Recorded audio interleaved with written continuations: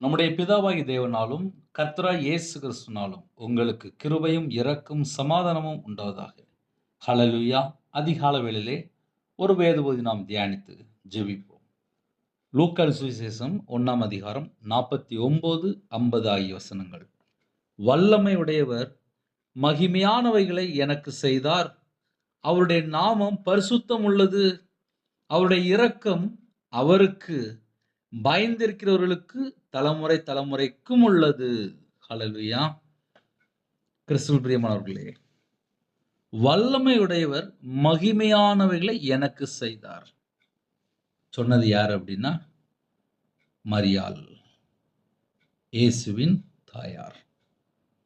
இந்த காலவேளையிலே நமக்கு செய்தி என்ன அப்படின்னா, வல்லமை உடையவர் மகிமையானவைகளை எனக்கு செய்தார். இந்த 2026ல ஒரு மனுஷன் உயிரோட இருக்கிறான் அப்படின்னா, தேவனுடைய கிருபை.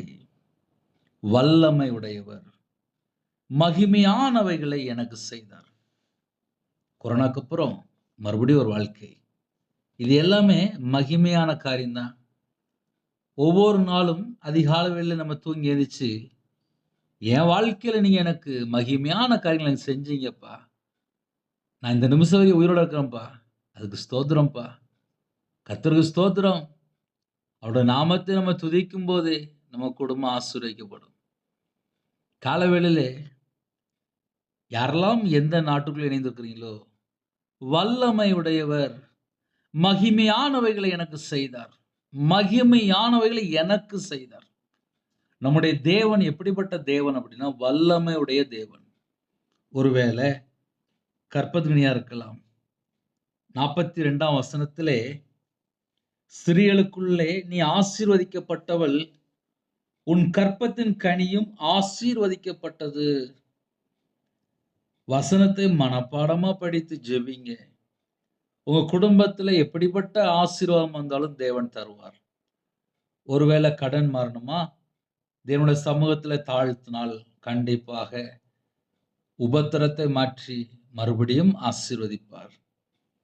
வல்லமை உடையவர், அவர் சர்வ வல்லமுள்ள தேவன். அவரால் எல்லாம் செய்ய முடியும். உங்க வாழ்க்கையிலே உங்களுக்கு என்ன கிஃப்ட் வேணுமோ அவர்கிட்ட கேட்கலாம். அவர் வல்லமை உடையவர். மகிமையானவைகளை எனக்கு செய்தார். அந்த நம்பிக்கை நம்ம இதயத்துக்குள்ள இருக்குமானால், நம்ம எந்த காரியத்துக்காக ஜெபிக்கிறோமோ அந்த காரியத்தை தேவனிடத்திலிருந்து நாம் பெற்றுக்கொள்ள முடியும். ஹல்லேலூயா! அவருடைய நாமம் பரிசுத்தம் உள்ளது. அவர் எப்படிப்பட்டவர்? அவர் பரிசுத்தமுள்ள தேவன். அவருடைய இரக்கம் அவருக்கு பயந்திருக்கிறவர்களுக்கு தலைமுறை தலைமுறைக்கும் உள்ளது. அப்படின்னா என்ன அர்த்தம் அப்படின்னா, யாருக்கு மனம் இறங்குறார் அப்படின்னு சொல்லி பார்க்கும்போது, கர்த்தருக்கு பயந்தவர்களுக்கு. கர்த்தருக்கு பயந்தவர்கள் யாரு அப்படின்னு சொல்லி பார்க்கும்போது, தீமையை வெறுப்பதே கர்த்தருக்கு பயப்படுகிற பயம். ஒரு பாயிண்ட். 2வது, அவருடைய இரக்கம் அப்படின்னா, தன் பாவத்தை அறிக்கை செய்து விட்டுவிடும்போது, தேவனிடத்திலிருந்து இரக்கங்களை ஒரு மனுஷன் பெற்றுக்கொள்கிறான். ஐயா, நான் தேவனிடத்திலிருந்து இரக்கங்களை நான் பெற்றுக்கொள்ளணும். அதுக்கு நான் என்ன செய்யணும் அப்படின்னா, தன் பாவத்தை அறிக்கை செய்து விட்டு விடணும். அது முதல் பாயிண்ட். 2வது, தீமையை வெறுக்க ஆரம்பிக்கணும். இந்த உலகத்துக்குள்ள தீமையும் இருக்கு. இந்த உலகத்துக்குள்ள போயாச்சு அப்படின்னா, மறுபடியும் மறுபடியும் மறுபடியும் மறுபடியும் பாவம் பண்ணிக்கிட்டே இருப்பாங்க. அறியாம உள்ள காலங்களே தேவன் காணாதவர் போல் இருந்தார். ஆனா இப்பொழுதோ எல்லாரும் மனம் திரும்பணுமா? பிதாவின் சித்தத்துல என்ன ஒரு முக்கியமான ஒரு பாயிண்ட் அப்படின்னா, இந்த உலகத்துல எத்தனை கோடி ஜனங்கள் இருக்காங்களோ எல்லாரும் மனம் திரும்பணும். மனம் திரும்பும் போதுதான் பாவ மன்னிப்பு. தேவனிடத்திலிருந்து நாம் இரக்கங்களை பெற்றுக்கொள்ளணும் அப்படின்னா, மனம் திரும்பி தன் பாவத்தை அறிக்கை செய்து விட்டு விடும்போது தேவனிடத்திலிருந்து இரக்கங்களை நாம் பெற்றுக்கொள்கிறோம்.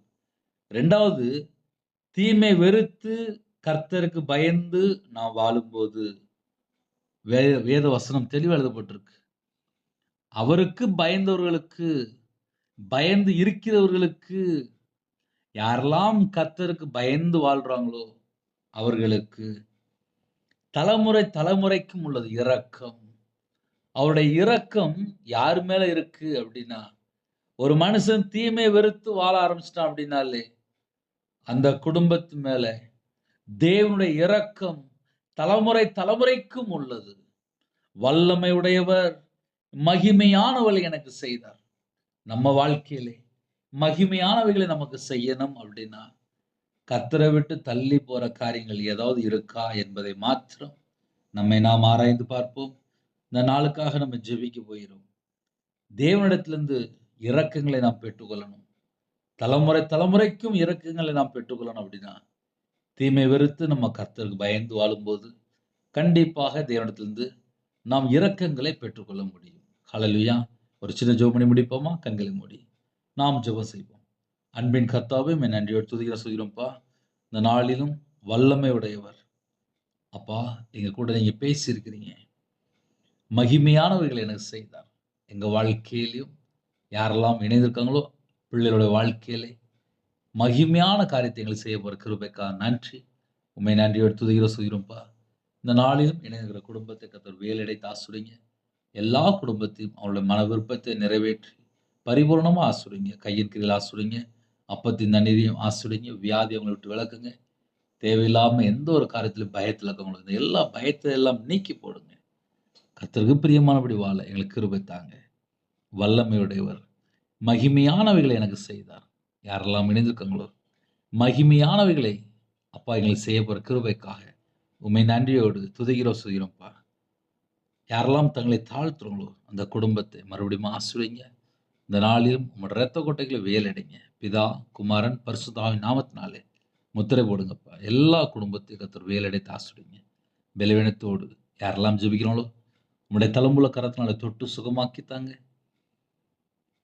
அதிகால வேளையிலே இதயத்துக்குள்ள பாரத்தோடு இருக்காங்க. அந்த பாரத்தை எல்லாம் நீக்கி போட்டிருக்கப்பா. பிறந்த நாள், திருமண நாள் யாரெல்லாம் கொண்டாடுறாங்களோ கர்த்தர் பரிபூர்ணமாக ஆசீர்வதிங்க. உங்க பிள்ளைகளோட வாழ்க்கையிலே கர்த்தருடைய கண்கள்ல கிருபை கிடைத்த எங்களுக்கு போதும்பா. வரக்கூடிய ஆண்டுல இந்த ஆண்டுல கர்த்தரே கூட இருந்து வழி நடத்த போற கிருபைக்காக நன்றி. பிள்ளைகளை 1000 தலைமுறைக்கு ஆசீர்வதிங்க. எல்லா தேசத்துல ஜனங்களையும் கர்த்தருடைய கரத்தில் பண்ணிடும். யாரெல்லாம் இணைந்துக்காங்களோ அவனோட வாழ்க்கையிலே கர்த்தருடைய ஆசீர்வாதத்தை பெற்றுக்கொண்டு கர்த்தருக்காக வாழணும். கர்த்தர் கிருபை செய்யுங்க. எல்லா தேசத்தையும் கர்த்தர் ஆசீர்வதிங்க.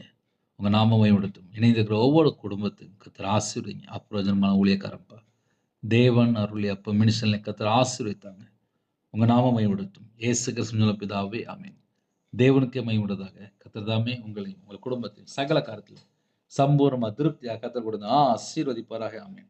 கர்த்தராகிய இயேசுவின் கிருபையும் பிதாவாகிய அன்பும் பரிசுத்தனுடைய ஐக்கியமும் இப்பொழுது எப்பொழுது சதா காலங்களிலும் நம் மனதில் கொடுப்பதாக. ஆமென். கிறிஸ்துவின் பிரியமானவர்களே, அதிக அளவிலே தினந்தோறும் கேளுங்கள். கர்த்தர் உங்களோடு பேசுவார். God bless you.